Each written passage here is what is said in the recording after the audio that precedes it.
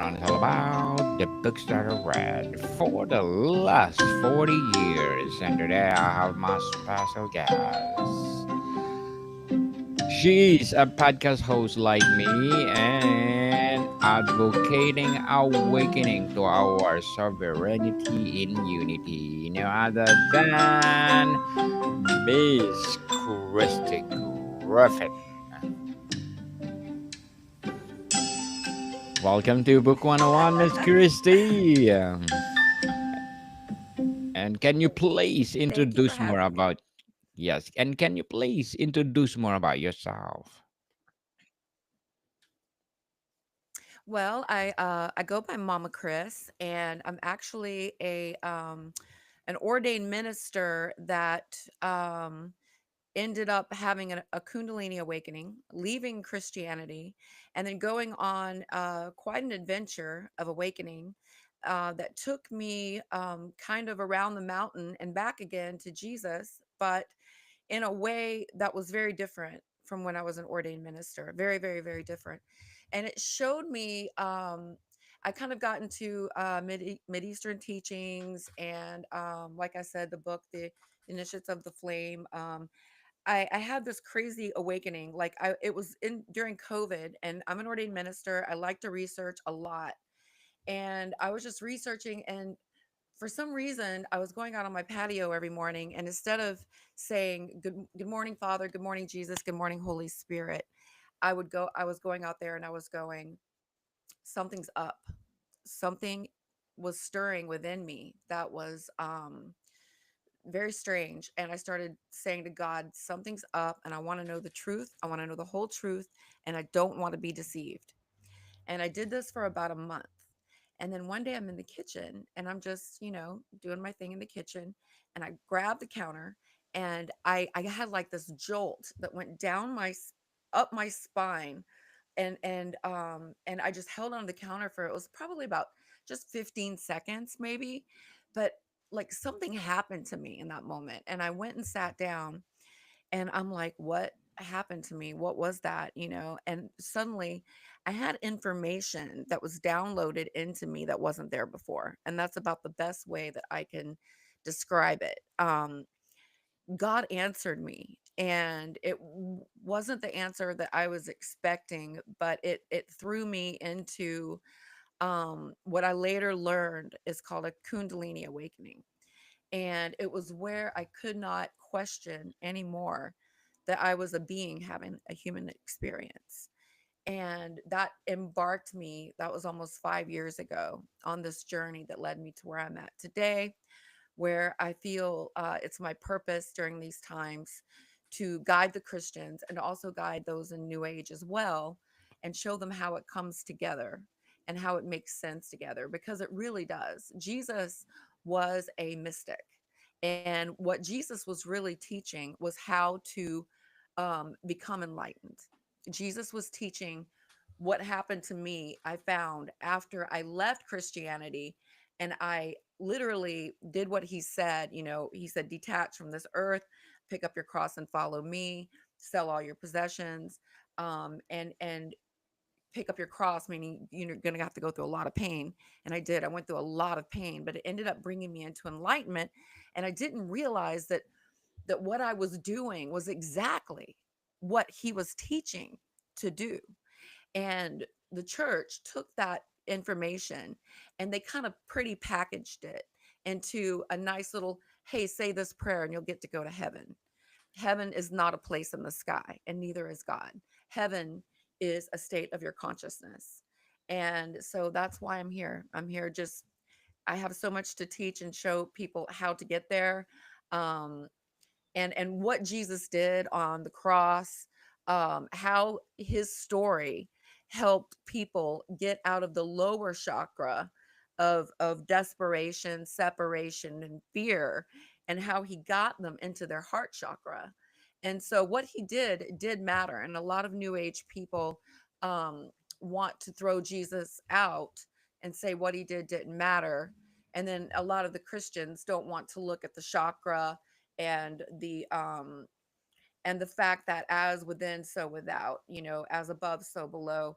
everything that's happened on this world is the same story about what's happening within each of us, the dying, the waking up, to realizing that we are essences of God having different experiences. How's that? Me. Interesting indeed, Miss Christie. Thank you so much for sharing your knowledge and wisdom to the world. What is the most commonly described meaning of the coming chef within Christian prophetic circles discussing it? What'd you say again? What is the most commonly described You're meaning of the coming chef? The coming shift. Okay, that's really good. Okay, so right now we are in what's called there it's being called the awakening. And basically this earth, this simulation that we're in, and this is a simulation because we're all energy. We're humans. This when light condenses itself lower and lower and lower and lower, it becomes physical. And we are in a very condensed simulation, and Earth has gone in cycles, and Earth is done with the cycle, and she is going from third dimension into fifth dimension. And those that are ready here on Earth to go into fifth dimension because they are heart centered. That's where the heart chakra is here. And when you come into your heart and you have a place of forgiveness and unity, and you know that you're loved, and you know that you're accepted, and you forgive radically, you are going to move into this new fifth dimension that Earth is moving into. It is upon us. The Bible calls it the rapture. In the New Age circles, they call it the shift from 3D to 5D, and and that's why I want to really just tell Christians that if you're in your heart, it's all about vibration. Okay, if you're in your heart and you really are living in love and unity, Jesus was the blueprint. If you're listening to what he said, he goes, "Why do you say you love me, but you don't do what I say?" He said, "The kingdom of heaven is within you." And when you live from that state of love, you will definitely make the shift because she is moving closer. Earth is done with her learning, and she's moving into fifth dimension, closer to source light, which is love and unity. So if you're in judgment, or if your vibration, your energy, because we all have like a Taurus field around us, if your energy is in judgment and racism, you can call yourself a Christian all you want to, but it is not going, you're not going to make the shift. You have to really go within and look at your heart and forgive radically. um let's love one another, because the new earth is going to be about love and unity. We're leaving the old Pisces era of dog eat dog world. I'll get you before you get me. We're all separate, only the survival of the fittest, and we're moving into the age of Aquarius, where it's going to be about love and unity. We're all one. Earth is going to be bountiful with fruits and vegetables again. We won't have to toil the earth. It's going to be a completely different place. The best way I can describe it, it's going to be like when Jesus rose and he appeared to his disciples and he walked through the door, he ate fish. They thought he was a ghost, but he could still eat fish. He showed the nail wounds in his hands, but he was different. And so that's the new earth, and that split is going to happen very soon. So right now it's kind of like, come on everybody, get your heart right, get your vibration right, because 3D and 5D are vibrations, and it's all about matching vibrations. It's not about anybody judging you. So get your vibration right is basically what I'm telling everyone. Raise your frequency. What specific scriptures, if any, are proponents of the coming chef concept primarily using to support its existence and nature?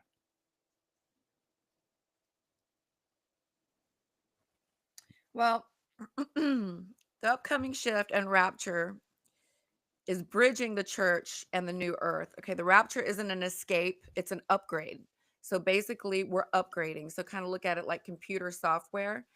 When you go within and you do the work, you will changes will actually happen inside of you. Jesus said, um, you will die, and you have to die and become a new creation. And they teach that in the church a lot. But he was literally meaning that it's a journey that you go within, and you detach from these earthly things, and you forgive radically, and something changes inside of you. Your ego is what dies. So I'm Kristy, but this isn't who I really am. This is like a character I'm playing. And Jim Carrey talks about this. He's talked about this a lot, and a lot of people are talking about this, but it's a character I'm playing. And when you go within and you do the work, something happens, and Christy becomes less and God becomes more. And Jesus teaches this. If you want to look in the Beatitudes, it's all about how to attain Christ consciousness. And they say, well, Christ consciousness existed before Jesus. Yes, it did. It was it was coined Christ consciousness, but it's very ancient, and it's the Nishits of the Flame talks about this a lot. It's the flame. It's the spark of God within us all. The church taught to pray outward for God. Oh, God, save me. God, come in to help me. And that energy is being put out into the ether, and God is within us. So you go within. So if you read the Beatitudes, that is a perfect example of how to attain Christ consciousness. You've got to become meek. You've got to I wish I had that pulled up right now to go over it with you, but yeah, it completely talks about, let me see, Beatitudes. That's the most perfect one that I can think of.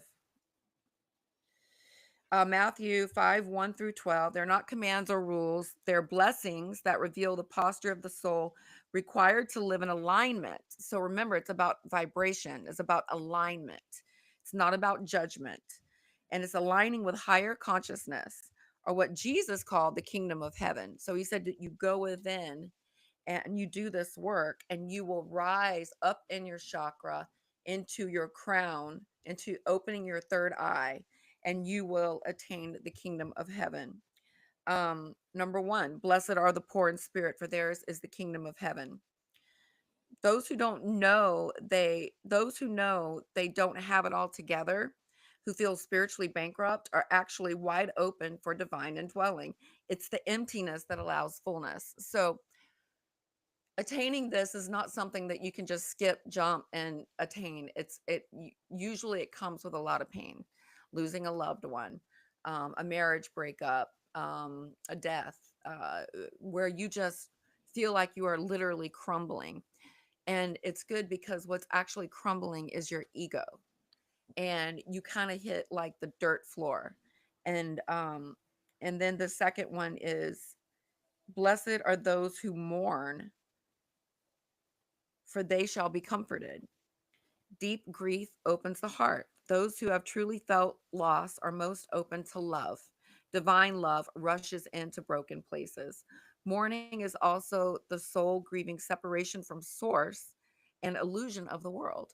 And so I'm trying to help people understand that this what we're seeing with our eyes is an illusion.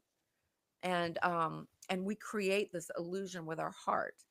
So, like, the heart is the commanding board of what we see with our eyes. And if you unscramble heart and earth, it's actually the same word. And three, blessed are the meek, for they shall inherit the earth. Meek isn't weak, it means humble power, not needing to dominate. The ego fades and the spirit rises. Vibration, we're all energy. So, you can look like you're doing amazing things for people, and you're giving to the poor, and you're going to church every Sunday. But what are the motives in your heart behind those things that you do? Because you can lie to the world and they can think that you're the best thing. but your heart's going to tell on you, because once we're out of these bodies, and what's happening right now is we're shifting in our bodies. This is happening because Mother Earth is moving into 5D. And that's why they talk about the rapture and people disappearing and all that. um Vibrationally, you are coming up. Your ego is fading down, down, down. The stuff that wants cars and money and oh, do people think I'm cool? And am I cool enough? Do I have enough people liking me on social media? That's ego. And your spirit, your God self, starts to rise, and you start to see things a lot more clearly. You start getting like downloads and understanding. 4, blessed are those who hunger and thirst for righteousness, for they shall be filled. The truth seeker, the soul that craves truth, justice, and spiritual alignment, will be satisfied because they create the frequency they long for. We're actually creating this world by our thoughts, feelings, and emotions. And when we align ourselves as we are now and moving into truth and unity and love and having a heart for each other, this world is going to change drastically. It's going to become a completely beautiful place. And the systems that were built on fear, manipulation, and control, I think you can see right now that they're crumbling right before our eyes. We are in the middle of the shift. Miss Christie, as a podcast host and advocacy of awakening, what are your short term and long term goals? Well, I'll tell you what, I want to get people that are looking to religion or new age, to give them a piece, that they're saved during this shift or this rapture, whatever you want to call it. I want to make it very clear that it's about your vibration. I want to make it very clear that it's not about saying a prayer. It's not about doing good deeds. It's about the motive of your heart. So whatever it takes for you to go take a really cold, hard, honest, authentic look at yourself and go, you know what? I go to church every Sunday, but I'm just looking around at people and going for the social. I'm not going for myself or my spirit. I've got a lot of harbored anger against other people. I need to take a look at that, and you start really like getting to see that. I want people to start doing that. And I want to let them know that the shift is coming, this rapture is coming, and that's the criteria needed to make the shift, is that your heart has to be pure. Picture it like you're a boat and you've got a lot of weight on your boat, right? And you're trying to sail to higher water, and you can't because your boat's weighing you down, or you're like a rocket and there's weight on your rocket and you're trying to go into higher frequencies. um and you, this is your spirit, or you're a song and you're like a death metal song and you're trying to go into like angel songs, or your darkness and you're trying to go into light, but there's stuff weighing you down.